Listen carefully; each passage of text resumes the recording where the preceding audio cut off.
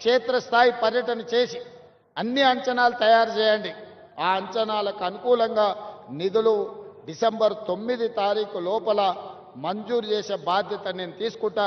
కాళేరు వెంకటేష్ గారికి నేను సూచన చేస్తున్నా, రాజకీయాలకు అతీతంగా మీ నియోజకవర్గాన్ని అభివృద్ధి చేసుకోండి. నేను సహకరించడానికి సిద్ధంగా ఉన్నా. మీరు అడగకుండా, మీరు అంశాలను ప్రస్తావించకుండా, మీరు ప్రతిపాదనలు సిద్ధం చేసుకోకపోతే నేను సహాయం చేయాలన్నా కూడా నేను చెయ్యలేను. క్షేత్రస్థాయిలో మీరు సహకరిస్తే 100% అద్భుతాలు చేస్తాం. ఇక్కడ ఒక అతను కబ్జా పెట్టుకున్నాడు. అతని పేరు గురించి నేను చెప్పాల్సిన అవసరం లేదు. ఆకాశం నుంచి పూలు జల్లిన ఆనాటి నాయకుడికి కబ్జా పెట్టుకున్నాయని, ఆయన వెనకాల ఎవరున్నారో మీ అందరికీ తెలుసు. కానీ ఇవాళ లోకల్ ఎమ్మెల్యేగా మీరు సహకరించారు. విత్ ఇన్ 100 డేస్లో ఈరోజు బతుకమ్మకుంట నిజమైంది, కళల సాకారమైంది. మా విమలక్క చెప్తుంది, మా తండ్రి గారు ఇక్కడనే ఉండి మేము ఎన్నోసార్లు కొట్లాడినామన్నా, మా జన్మలో ఇది ఇట్లా చూస్తామని నేను అనుకోలే. అందుకే నేను జిల్లాల కార్యక్రమాన్ని కూడా రద్దు చేసుకొని ఇక్కడికి వచ్చినాను. మీరందరు స్థానిక ప్రజాప్రతినిధులు సహకరించినందుకే నేను ఇది చేయగలిగిన. నేను ఒక్కరిని చేసే పని కాదు ఇది. మీరందరూ సహకరిస్తే నేను నిర్ణయం తీసుకోగలుగుతా.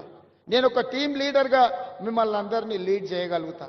ఒక విజన్ గల ప్రజాప్రతినిధిగా హైదరాబాదు నగరం అంతర్జాతీయ నగరంగా తీర్చిదిద్దుతా. అదే క్రమంలో పేదలకు ఎట్లా మేలు చేయాలో మీరు సూచనలు ఇవ్వండి. పేదలకు అన్యాయం చేసే పని ఏది చెయ్యను. మీరు గుర్తుపెట్టుకోండి, అక్కడ హైటెక్ సిటీ దగ్గర కన్వెన్షన్ కూలిందంటారు. ఎవరు? నాగార్జున గారు, ఆగర్భ శ్రీమంతుడు, ఒక పెద్ద సినిమా స్టార్. కానీ అక్కడ తుమ్మిడికుంట అనే మొత్తం చెరువునే కబ్జా పెట్టుకుని, నాకు కూడా మంచి మిత్రుడు. మేము అడిగి చూసినాం.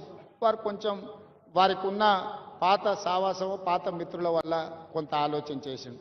మా అధికారులు పోయి దాన్ని తొలగించి తర్వాత ఆయన్నే ముందుకు వచ్చి, సార్ ఇట్లాంటివి ఇంకా నాకు వద్దు వివాదాలు, నేను ప్రజలకు ఆదర్శంగా ఉండదలుచుకున్నా, ఈ చెరువు పునరుద్ధరణ కోసం 2 ఎకరాల భూమిని నేనే అప్పచెప్తా అని చెప్పి నాగార్జున గారు ఈరోజు ముందుకు వచ్చి ఈరోజు మనకు అప్పచెప్పాడు. అలాంటి సందర్భాలు వస్తే మేము అభినందిస్తాము. సున్నం చెరువు దగ్గర ఎవడో అమాయకులను చేసి అమ్ముకుంటే, చెరువు మధ్యలో వాళ్ళు నిర్మించుకుంటే తొలగించమని ఎన్నిసార్లు చెప్పినా తొలగించకపోతే మనం తొలగించాల్సి వస్తుంది. దయచేసి నేను పేద ప్రజలకు విజ్ఞప్తి చేస్తున్నా. మాయగాళ్ళు మహానగరంలో చాలామంది ఉంటారు. వాళ్ళకు ముఠా నాయకుడు ఇంకొకడు ఉండొచ్చు.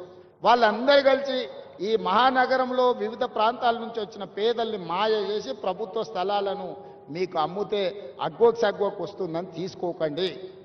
మీకు అందరికీ ఏ రకంగా ఆదుకోవాలనో ప్రభుత్వం ఆలోచన చేస్తుంది, ఒక మంచి నిర్ణయం తీసుకుంటుంది.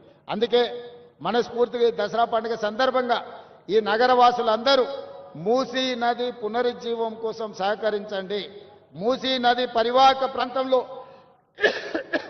ఎవరెవరైతే నివాసం కోల్పోతుండ్రో వాళ్ళందరికీ శాశ్వత నివాసాన్ని ఏర్పాటు చేసే బాధ్యత తెలంగాణ రాష్ట్ర ప్రభుత్వం తీసుకుంటుంది. ఎవరిని నష్టపోనివ్వం, ఎవరిని కష్టపెట్టడం. కష్టపెట్టడానికి ఈ ప్రభుత్వం లేదు. ఇది